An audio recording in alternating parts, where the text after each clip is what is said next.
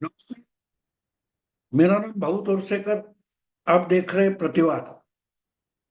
दोस्तों, राहुल गांधी जिस ढंग से लोकसभा में नेता प्रतिपक्ष बनकर, विपक्ष के नेता बनकर खुद को प्रस्तुत कर रहे हैं, वो देखकर संसद की गरिमा ढलते जा रही है। ये ज्यादा समझाने की जरूरत नहीं है। वो विनेश फोगाट का मामला हो या और बहुत सारे मामले पिछले 10-15 दिन में राहुल गांधी ने जिस ढंग से उठा रहे, वो देखकर समझ में आ रहा है कि बहुत जल्दी जो इंडी अलायंस या विरोधी दलों का एक मोर्चा बना, वो कुनबा बिखरने वाला है। क्योंकि आहिस्ते आहिस्ते राहुल गांधी के ऐसे बर्ताव का बचाव रखना, समर्थन करना विरोधी दलों के लिए मुश्किल हो जाएगा। आपको याद होगा कि पिछले या उससे भी पिछले, यानी 16वें या 17वीं लोकसभा में तृणमूल कांग्रेस हो या जो कोई और अलग समाजवादी पार्टी के हो या सीपीएम के लोग हो, वो जोर शोर से विधानसभा में राजकीय राजनीतिक प्रतिवाद करते थे। सरकार की जो योजनाएं आती थी, जो पॉलिसी आती थी, उस पर हमला करते थे। लेकिन उनको बोलने के लिए समय मिलता था। सिर्फ चिल्लाओ चिल्लाओ, आप अपना नेता बोल रहा है उसको सपोर्ट करने के लिए चिल्लाओ, या सत्ता में बैठे हुए नेता मिनिस्टर बोल रहे उनकी मजाक उड़ाने के लिए चिल्लाओ, घोषणा स्लोगन, ये नहीं होता था। बहुत सारे नेता थे कि जो अपनी साइड अच्छी तरीके से पेश करते थे, सरकार को जिम्मेदार पकड़ने की कोशिश करते थे। लेकिन राहुल गांधी ने लोकसभा का जो काम चलता है वो बिल्कुल बचकाना और मजाकिया बना दिया है। बार बार सभापति ओम बिरला को उनको समझ देनी पड़ रही है कि ये गलत है, ये नाम मत लो, ये यहाँ का विषय नहीं है, वो बोलना पड़ता है। फिर A2 A1 ऐसा जो कुछ चौराहे पर बच्चे मजाक उड़ाते रहते हैं, हंसी मजाक करते हैं, उस ढंग से संसद का कामकाज चलेगा? मैं ज्यादा देखता नहीं, लेकिन कल परसों मैंने एक राहुल गांधी का एक वीडियो देखा। वो इतने खुशी से बाजू में बैठे समाजवादी पार्टी के जो अवधेश सिंह थे, जो फैजाबाद या अयोध्या से चुनकर आए, उनसे हाथ मिलाया। आपने साहब सर बहुत बड़ा काम किया है। बड़ा काम क्या किया? तो जहां राम मंदिर बना, वो जो चुनाव क्षेत्र है फैजाबाद या अयोध्या, वहां बीजेपी के उम्मीदवार को हराया। ये बहुत बड़ा काम किया। इसलिए उनको लाइन में, पहले लाइन में बिठाकर वो बेचारे बुढ़े खड़े हो गए। लेकिन उसके बाद बोलते हुए राहुल गांधी ने कहा, देखो हमने तो मोदी का अहंकार तोड़ दिया है। अहंकार तोड़ दिया है? कौन बोल रहा है? जो तीसरी बार चुनाव में 100 सीटें भी चुनकर नहीं ला सके, जिनके दादा परदादा दादी पिता देश के प्राइम मिनिस्टर रहे, बड़ी भारी बहुमत से जो अपनी पार्टी को चुनकर लाते थे, 2-2 3-3 बार, जिन्होंने अपनी पार्टी को यानी कांग्रेस पार्टी को बड़ी भारी मेजोरिटी से चुनकर लाया, उनकी परंपरा लेकर, उनका झंडा कंधे पर लेकर 3 बार बुरी तरह से पार्टी को हराने वाले राहुल गांधी बोल रहे हैं कि हमने मोदी का अहंकार तोड़ दिया। कौन सा अहंकार तोड़ दिया?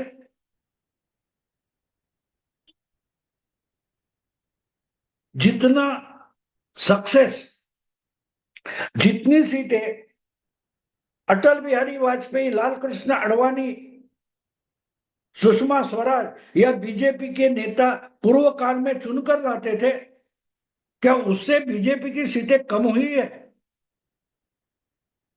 जब पार्टी की 2 सीटें चुनकर आई थी 84 में, तब अडवाणी बीजेपी के अध्यक्ष बने।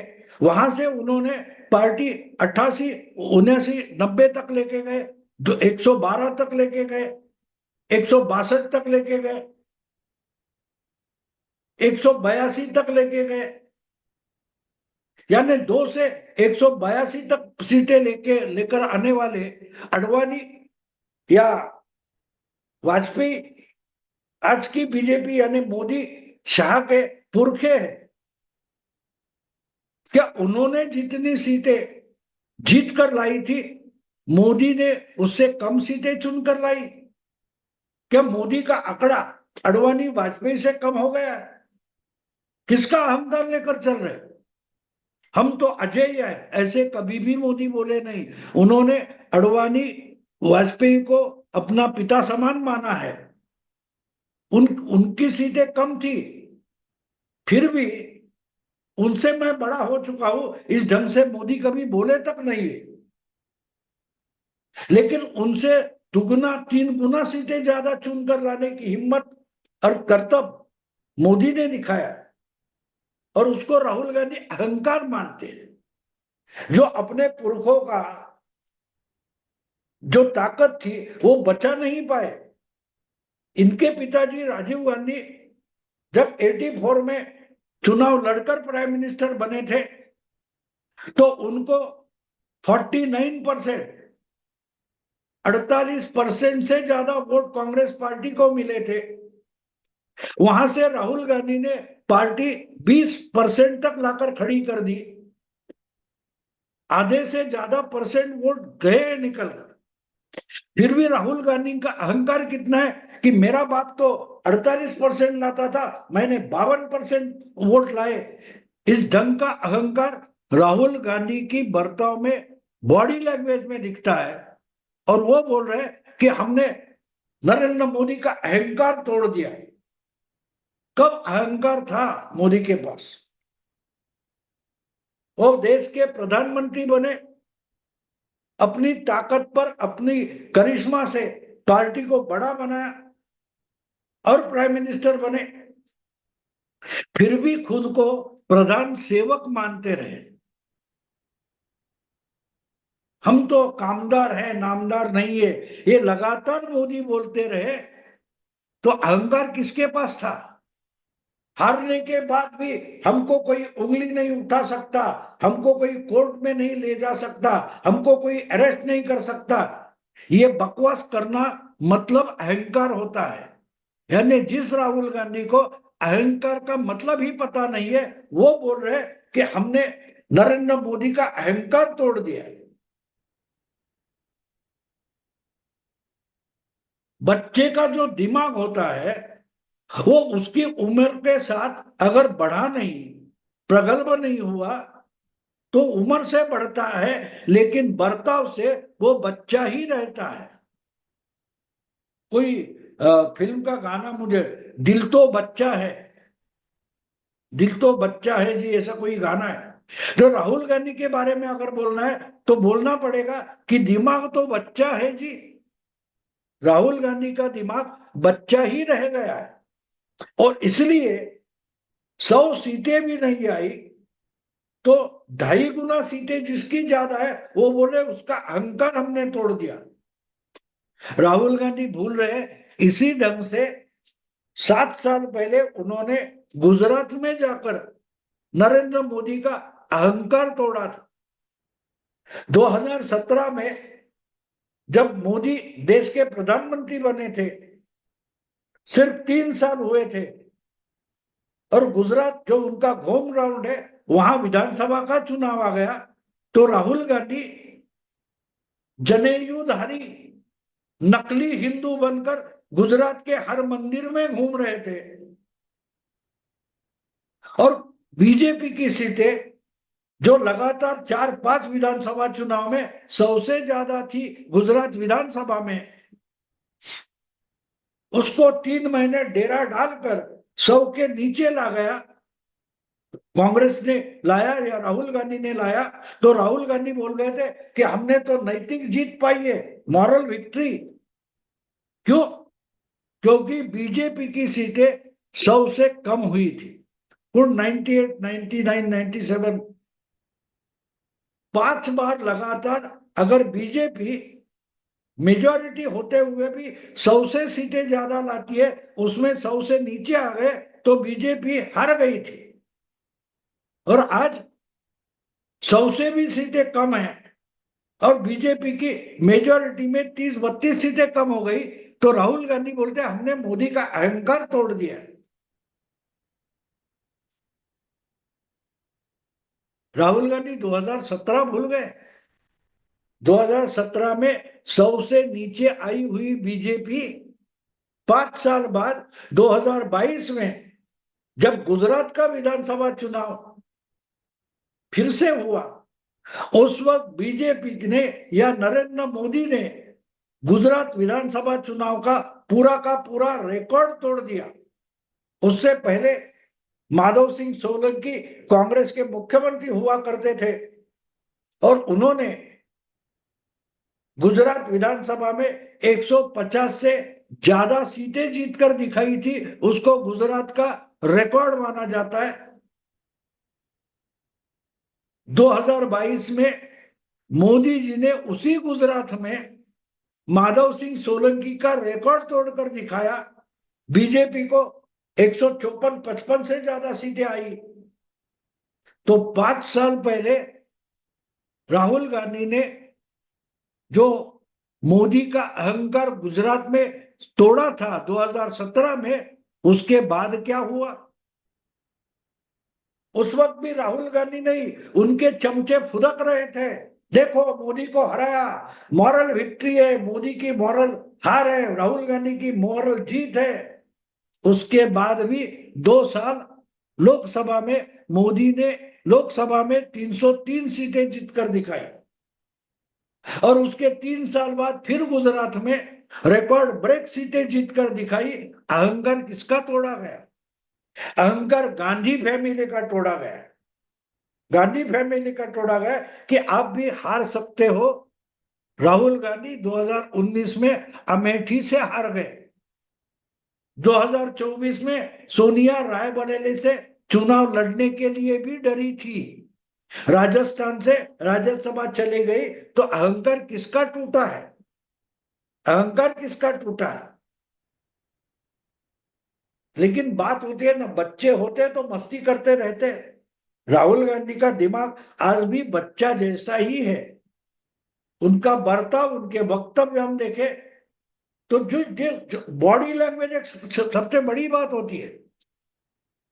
जिस ढंग से राहुल गांधी लोकसभा में नेता विपक्ष बनकर खड़े होते हैं और भाषण करते हैं, ये जो तरीका है, आप किसी सभा में नहीं बोल रहे। लोकसभा में जब आप भाषण करते हो, संसद में भाषण करते हो, तो आपको सभापति को एड्रेस करना होता है। लेकिन राहुल गांधी की दिमाग में ये बात आ ही नहीं रही है। वो पदयात्रा में निकलते या चुनाव के प्रचार में भाषण करते, उसी ढंग से लोकसभा में भी पेश आते और उसी ढंग से गलतियां और गलत बातें बोलते जाते हैं। फुदकना तो इसे कहते हैं ना। घर में हमारे बच्चा होता है, मेरे घर में भी नातिन है, उसको जितना हम चाहते हैं, उसकी बचकानी हरकतें उस पर भी हंस पड़ते, तो उसे लगता है वो कुछ बड़ा कर रही है, तो और जोर शोर से वही बातें करने लगती है। राहुल गांधी की बात वही है। 52 से 99 सीट हो गई तो राहुल गांधी को लगता है कि मैंने तो दुनिया जीत ली है। और इसलिए राहुल गांधी जो कुछ कर रहे हैं वो एग्रेसिव नहीं हुए। मीडिया में बताया जाता है राहुल गांधी बहुत एग्रेसिव हो गए, आक्रामक हो गए। बिल्कुल नहीं। जो राहुल गांधी कर रहे हैं उसको हिंदी में फुदकना बोलते हैं। मराठी में हमारे मूल शेफारलं म्हणतात, यानी उसकी हम जरा सराहना करते हैं तो बच्चे को लगता है जो मजाक कर रहा है, बचकानी हरकत कर रहा है, वही सही है, तो वो और जोर से वही करने लगता है। शेवटी आखिर में उसको दो धब्बे देकर थप्पड़ मारकर लाइन पर लाना पड़ता है। राहुल गांधी की बात अलग नहीं है। राहुल गांधी या उनके चमचे जो कुछ कर रहे हैं उसको हिंदी में फुदकना बोलते हैं। हम देखते हैं ना क्रिकेट में कोई वो खिलाड़ी होता है, वो बहुत डिफिकल्ट कैच ले लेता है, तो उसके बाद सब जाके उसको मिलते हैं स्टेडियम में, लोग नाचना उड़ना शुरू कर देते हैं, उसको फुदकना बोलते हैं। राहुल गांधी बिल्कुल लोकसभा में वही कर रहे हैं, ना कि किसी बात पर, किसी पॉलिसी पर, किसी योजना पर, किसी घोषणा पर समझ बूझ कर कुछ बातें करते हैं। अब वो विनेश फोगाट ओलंपिक की जो खिलाड़ी थी, पहलवान थी, उस पर मामला हुआ, उस पर आधी इंफॉर्मेशन लेकर बकवास शुरू कर दी और संकट में आ गए। कहने का मतलब ये कि सामने जो बैठा है वो बड़ी मेहनत से चाय बेचते बचपन निकाल कर संगठन में आकर काम करते करते प्रधानमंत्री तक पहुंच गया, तो उसकी मेहनत कितनी है देखो, और उसको समझ आता है। आपको मैं एक घर का एक एग्जाम्पल दे दूं। ये हमारा कोई दोस्त होगा, अच्छा होगा, थोड़ा सा मिडिल क्लास होगा, वो समझो 500-700 रुपए की कोई अच्छी चीज खिलौना हमारे नातिन के लिए लाएगा, तो उसके लिए 500-1000 रुपए ज्यादा होते, बड़ी रकम होती है। अगर हमारी नातिन लाडली है, मस्ती करती है, वो उसके सामने ही वो खिलौना लेकर तोड़ मोड़ दे, मरोड़ दे, तो वो कुछ बोलेगा नहीं, हमारा सम्मान रखने के लिए कुछ बोलेगा नहीं, लेकिन उसका दिल तो जलेगा। अरे यार, हमने बड़ी मेहनत से 800-500 रुपए कमाए थे, ये खिलौने में डाल दिए, इनके बच्चे ने वो तो तोड़ दिया। राहुल गांधी वैसा बच्चा है जो मोदी के खिलाफ राजनीति करना चाहते, बीजेपी के खिलाफ राजनीति करते, या अपोजिशन लीडर है, उनका जो मेहनत है उस कारण से राहुल गांधी अपोजिशन लीडर बने बैठे। लेकिन जिस ढंग से वो विरोध अपोजिशन का अपोजिशन की राजनीति कर रहे, नेता विपक्ष बनकर जो बकवास कर रहे हैं, जो कुछ राजनीति कर रहे हैं, उससे नाक कट रही है, तो पूरे अपोजिशन की नाक कट रही है।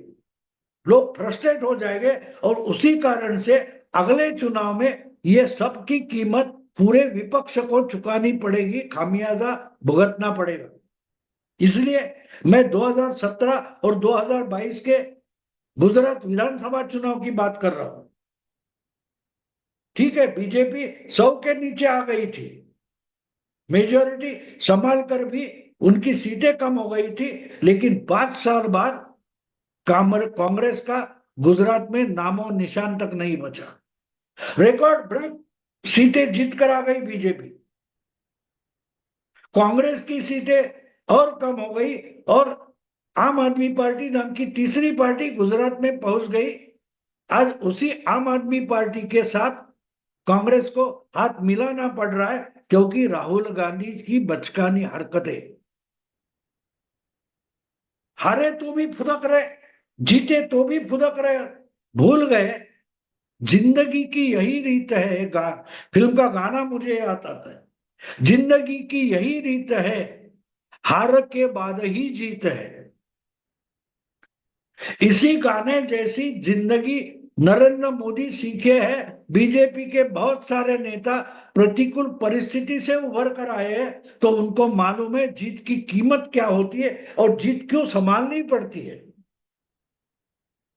जीत हजम करना भी मुश्किल होता है और हार हजम करना भी मुश्किल होता है। राहुल गांधी के लिए वही तो समस्या है।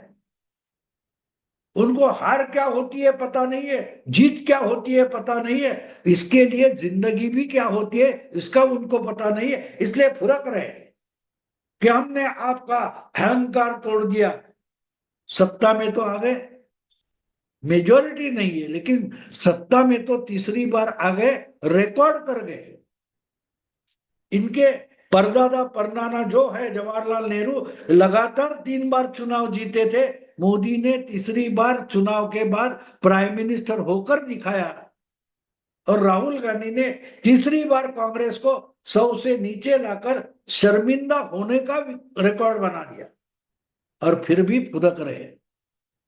बच्चे को जैसे समझ में नहीं आता वो क्या कर रहा है, लेकिन हंसी तालियां मिल रही है, अपने पेरेंट्स या रिश्तेदार हंस रहे तो बच्चा और बचकानी हरकत करते निकलता जाता है। बिल्कुल राहुल गांधी उसी तौर से, उसी तरीके से आगे बढ़ रहे हैं।